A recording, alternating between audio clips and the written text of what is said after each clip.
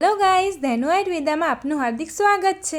આજે આપણે જાણીશું આપણા શરીરને ખૂબ વધારે પ્રમાણમાં તાકાત મળે અને ખૂબ વધારે પ્રમાણમાં ઉર્જા મળે એવા ફાયદા જાણીશું, એટલે કે ગોળના ફાયદા જાણીશું। ગોળ ખાવાના શું ફાયદા છે અને શિયાળામાં ગોળને કેટલો બધો વધારે પ્રમાણમાં ગુણકારી ગણવામાં આવે છે અને જો શિયાળામાં ગોળનું સેવન કરવામાં આવે તો સોના પર સુહાગા કહેવાય।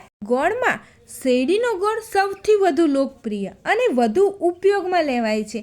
તેમાં ઘણા બધા વિટામિન્સ, મિનરલ્સ ભરપૂર પ્રમાણમાં મળી આવે છે। તેમાં વધુ પ્રમાણમાં કેલ્શિયમ છે, આયરન છે, ઝિંક છે, ફોસ્ફરસ છે, zinc, selenium, potassium, sodium, calcium, fibre, વિવિધ પ્રકારના પ્રોટીન્સ મળી આવે છે અને વિવિધ પ્રકારના વિટામિન્સ પણ મળી આવે છે। ગોળ ખાવાથી આપણું લોહી એકદમ સાફ રહે છે અને જો રિયલ શેરડીનો જ ગોળ જો આપણને પ્યોર મળતો હોય અને જો તેનું સેવન કરવામાં આવે ને તો તે આપણા હૃદય માટે ખૂબ એટલે ખૂબ સારું છે અને લીવર માટે તો તે આપણા લીવરને તે ડિટોક્સ કરવાનું કાર્ય કરે છે। લીવર માટે પણ એટલું ને એટલું સારું છે। આ ગોળનું સેવન કરવાથી, એટલે કે શેરડીના રિયલ ગોળનું સેવન કરવાથી એનેમિયા જેવી બીમારીઓમાંથી પણ આપણે બચી શકીએ છીએ। જો આપણે ભોજનની સાથે એક નાનો તો નાનો ગોળનું સેવન કરવામાં આવે ને તો તે રામબાણ છે આપણા શરીર માટે। ભોજન કરતી વખતે થોડું ગોળનું સેવન કરવાનું છે। તેની સાથે તે આપણા બધા જ ભોજનની પચવામાં ખૂબ વધારે પ્રમાણમાં મદદગાર સાબિત થાય છે। એકદમ આપણા પાચન તંત્રને મજબૂત બનાવે છે અને આપણી પાચન શક્તિને મજબૂત બનાવવામાં વધારે મદદગાર સાબિત થાય છે। અને જમવાની સાથે સાથે જો આપણે તેનું સેવન કરીએ તો આપણને એસિડિટી નથી થવા દેતા, ગેસ નથી થવા દેતા, કબજિયાતમાં ખૂબ વધારે પ્રમાણમાં રાહત મળે છે અને આપણા શરીરમાં બધા જ આપણે ભોજનનું જે પણ કોઈ પોષણ છે એ બધું જ પોષણ આપણા શરીરને મેળવવામાં ખૂબ વધારે પ્રમાણમાં આ ગોળ સાબિત થાય છે। હવે આ ગોળમાં એવું નથી કે તેના ફાયદા જ છે, નહીં, નુકસાન પણ છે જ, પરંતુ આપણે ધ્યાન રાખવાનું છે કે એ નુકસાનથી આપણે દૂર રહીએ। જો દૂર રહીશું તો આ ગોળ આપણા શરીર માટે કોઈ નુકસાનકારક નહીં બની શકે, પરંતુ તેના માટે આપણે ખાસ ધ્યાન રાખવાનું છે। શું ધ્યાન રાખવાનું છે? આપણે ગોળનું સેવન કરવાની સાથે સાથે જ્યારે પણ ગોળનું સેવન કરીએ ત્યારે દૂધનું સેવન સાથે નથી કરવાનું। અત્યારે લોકો શું કરી રહ્યા છે? ગોળવાળી ચા બનાવે છે। હવે દૂધ અને ગોળનું સેવન જ સાથે નથી કરવાનું તો ગોળવાળી ચા આપણા શરીરમાં કેટલી બધી નુકસાનકારક બની શકે। તો આપણે પ્રથમ તો જે પણ કોઈ લોકોને ડાયાબિટીસ હોય એટલે શું કરે?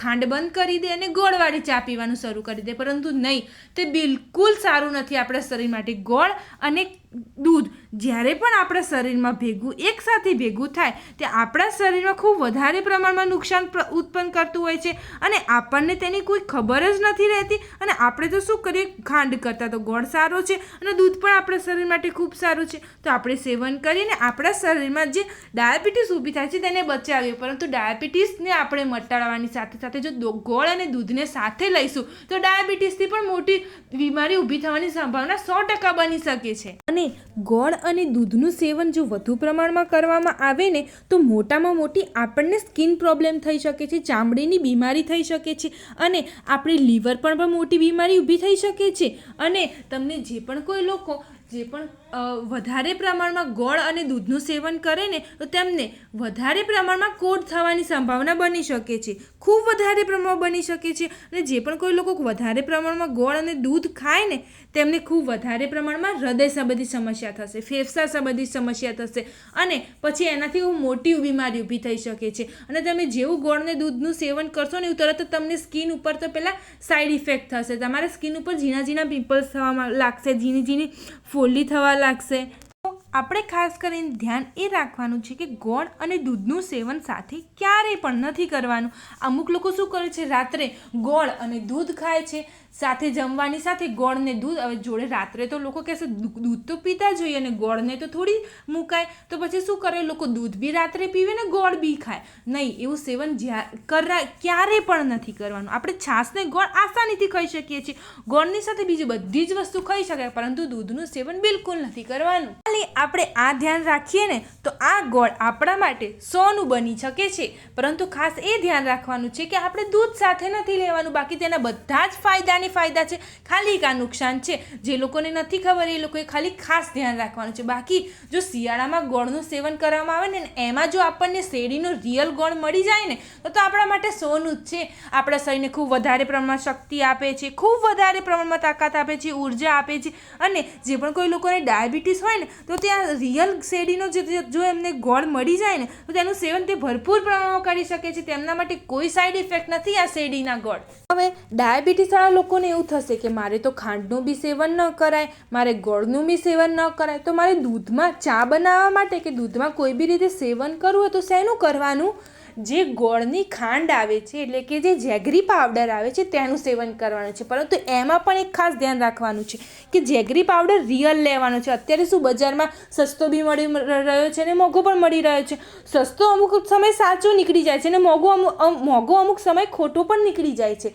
એટલા માટે ખાસ એ ધ્યાન રાખવાનું છે કે જ્યાં પણ કોઈ લોકો જેગરી પાવડર બનાવતા હોય ને તેમની પાસેથી તમારે જેગરી પાવડર લેવાનો છે. એટલે કે ગોળનો જે પાવડર આવે છે તે લેવાનો છે અને તેનું સેવન ચામાં કરવાનું છે. કારણ કે જે ગોળને દૂધ સાથે ભેળવો ને તો તે નુકસાન કરી શકે છે. પરંતુ જે ગોળની જે પાવડર બનાવવામાં આવે છે ને એ સીધો ગોળમાંથી નથી બનતો, એ સીધા શેરડીમાંથી તેનો પાવડર બને છે. અને એ બી રિયલ બનતો હોય તો જ. જો રિયલ શેરડીમાંથી જો પાવડર બને ને તો તેમાં ગળ પણ ઓછું હોય છે. અને જો તમે પાવડર ગમે ત્યાંથી ખરીદો અને તમને એવું ફીલ થાય કે આ તો બહુ જ સ્વીટ છે તો તેમાં કેમિકલ હોઈ શકે, તેમાં 100% ખાંડ હોઈ શકે, તેમાં ગોળ તો હોય જ નહીં કે શેરડીનો પાવડર બી ન હોઈ શકે.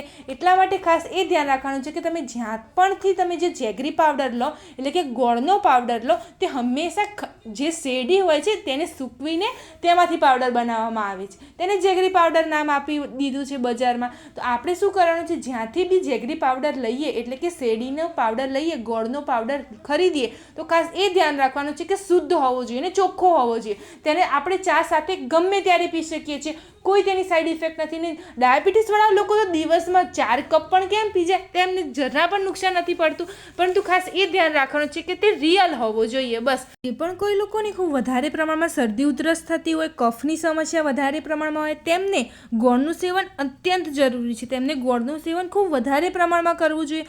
કારણ કે તે શરદી અને કફને તે અંદરથી ભગાડવામાં ખૂબ વધારે પ્રમાણમાં ફાયદાકારક થાય છે.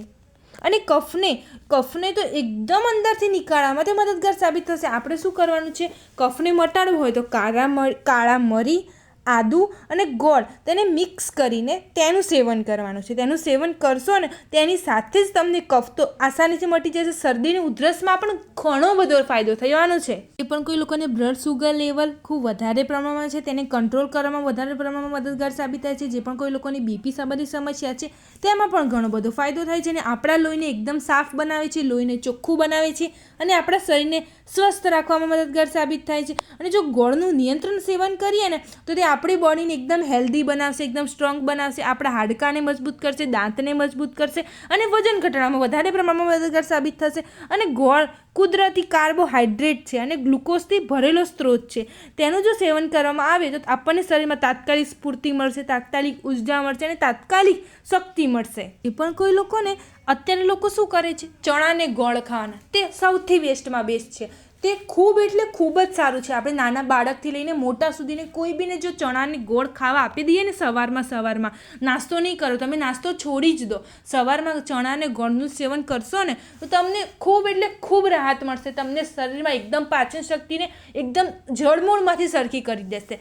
તમારા હિમોગ્લોબિનને ખૂબ વધારે પ્રમાણમાં વધારશે. તમારા શરીરમાં જે અશક્તિ છે, નબળાઈ છે તે બધા જને સરખું કરી દેશે. તમારા શરીરમાં તમને એમ થશે કે સ્ફૂર્તિ છે, જરાય તમને નબળાઈ ફીલ નહીં થાય. અને તમારા શરીરમાં જેટલા પણ હાડકાં દુખાય છે, સ્નાયુઓ દુખાય છે, કમરનો દુખાવો, ઢીંચણનો દુખાવો અત્યારે ખૂબ વધારે પ્રમાણમાં વધી રહ્યો છે તે બધા જને મટાડવામાં તે મદદગાર સાબિત થશે.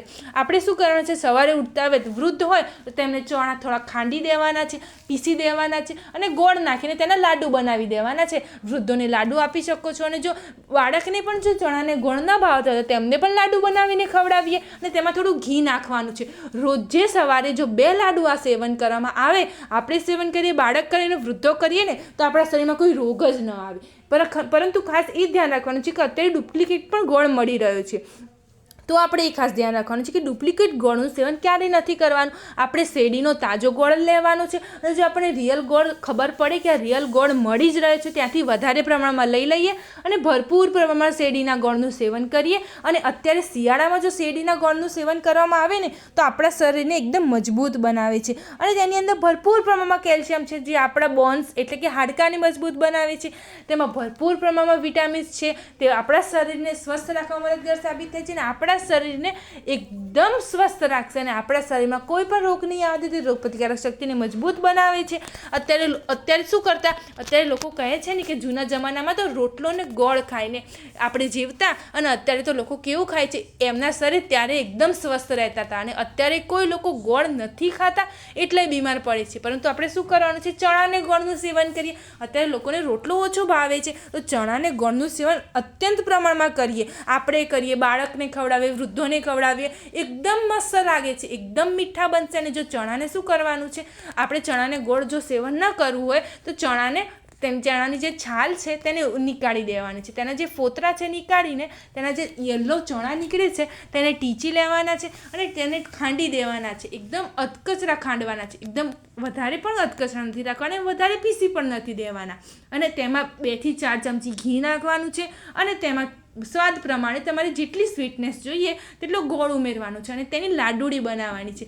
એકદમ ગોળ નાના નાના લાડવા બનાવવાના છે અને સવારે બાળકને 2-3 આપવાના છે, વૃદ્ધોને 1-2 આપવાના છે અને આપણે 2-3 સેવન કરવાનું છે. આપણો આખો જ દિવસ એનર્જી ભર્યો જશે, હેપી જશે અને એકદમ સ્ફૂર્તિ ભર્યો રહેશે. અને આપણને જો આવું સેવન રોજે કરીશું સવારે ઉઠતા વેત અને જો નાસ્તાનું સેવન નહીં કરીને જો આવો નાસ્તામાં સેવન કરીશું તો આપણને ખૂબ વધારે પ્રમાણમાં એનર્જી મળશે અને આપણો આખો દિવસ હેપી જશે અને આપણે એકદમ રોગથી દૂર રહીશું.